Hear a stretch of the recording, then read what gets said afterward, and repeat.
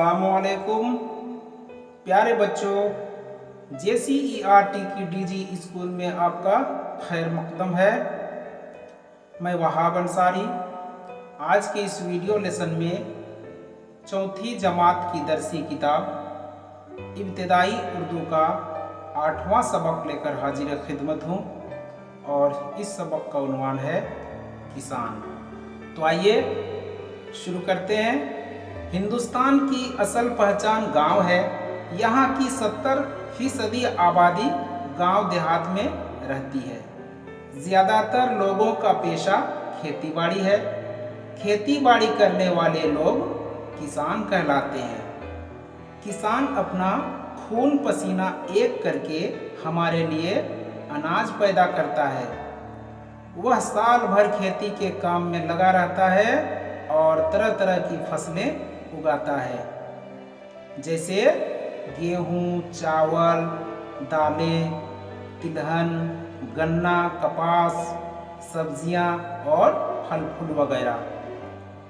यह फसलें अलग अलग मौसमों में उगाई जाती हैं। चिलचिलाती धूप हो या रिमझिम बरसात या फिर कड़ाके की सर्दी, वह हर मौसम में अपने खेतों में काम करता है। फसल बोने से पहले किसान खेत की जुताई करता है।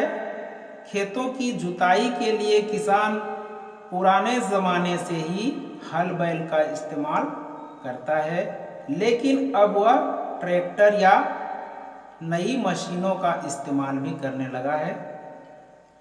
जब खेत अच्छी तरह तैयार हो जाता है तो किसान उसमें बीज डालता है। फसल उग आती है तो वह उसकी सिंचाई और निराई करता है। अच्छी पैदावार के लिए किसान अपने खेतों में खाद भी डालता है। फसल को कीड़े मकोड़ों से बचाने के लिए वह कीड़े मार दवाओं का इस्तेमाल करता है। सिंचाई, खाद और कीड़े मार दवाओं पर उसे काफ़ी पैसे खर्च करने पड़ते हैं। जब फसल तैयार हो जाती है तो वह उसकी कटाई करता है और उसमें से अनाज निकालता है। उसी की मेहनत से पैदा किए हुए अनाज से गांव और शहरों में रहने वालों की खुराक की ज़रूरतें पूरी होती हैं। किसान मवेशी भी पालता है, जैसे गाय, बैल, भैंस, बकरी और भेड़ वगैरह। मवेशियों से हमें दूध, गोश्त और खाने जैसी कारामद चीज़ें हासिल होती हैं।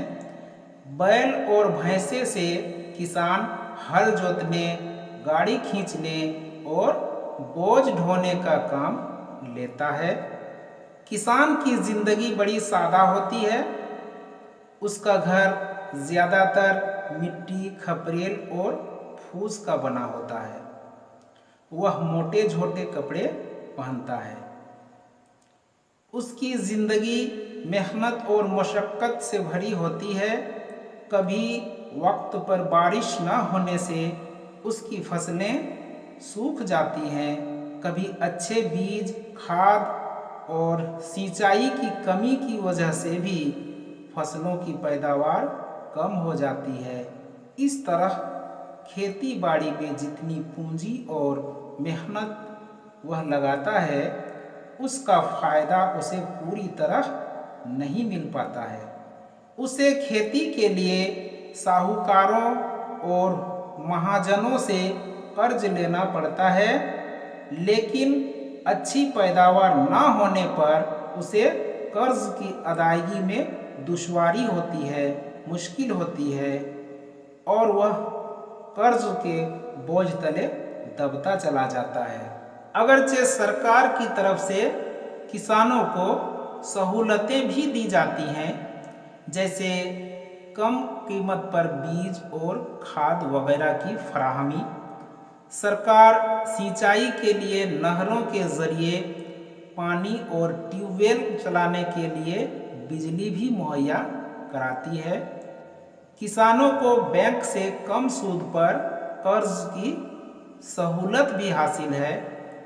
इन सहूलतों की वजह से किसानों की हालत में कुछ बेहतरी तो ज़रूर आई है, लेकिन सच यह है कि किसान जितनी मेहनत करता है उस हिसाब से उसे सिला नहीं मिलता। वह इतनी मशक्क़त के बावजूद खस्ताहाली की ज़िंदगी गुजारता है। हमें किसानों का शुक्रगुजार होना चाहिए कि वह इतनी परेशानी उठाकर हमारे लिए अनाज पैदा करते हैं। तो बच्चों गौर कीजिए, हमारा हिंदुस्तान बुनियादी तौर पर गांव देहात का मुल्क है। यहाँ किसान की बहुत अहमियत है। पुराने ज़माने से ही हमारा मुल्क ज़रूरी पैदावार की वजह से खुशहाल मुल्क रहा है। इसी वजह से उसे सोने की चिड़िया भी कहा जाता था। इस खुशहाली का सेहरा किसान के सर जाता है, इसलिए किसान का खुशहाल होना ज़रूरी है, क्योंकि अगर मुल्क का किसान खुशहाल होगा तो हमारा मुल्क भी खुशहाल होगा। तो बच्चों आइए अब हम लोग इस सबक में आए हुए मुश्किल अल्फाज और उसके माने को देखेंगे। लफ्ज़ और माने। पेशा, मखसूस काम, वह काम जो मुआश के लिए इख्तियार किया जाए। सिंचाई, खेतों, दरख्तों और बागों में पानी देना। निराई, खेत और बाग से घास फूस निकालना। और अगला लफ्ज़ है मवेशी, जानवर को कहते हैं, जैसे गाय, बैल, भैंस वगैरह। मशक्क़त, कड़ी मेहनत। सैलाब, बाढ़ को कहते हैं। साहूकार, कर्ज देने वाला। महाजन, पैसे वाला या व्यापारी को कहते हैं। सिला, बदला। खस्ताहाली, बदहाली। तो बच्चों इस सबक में इतना ही, और इस सबक के तमाम सवालों को हल करने के लिए हमारा वीडियो ज़रूर देखें। और अब वहाब सर को इजाज़त दीजिए। शुक्रिया। खुदा हाफिज़।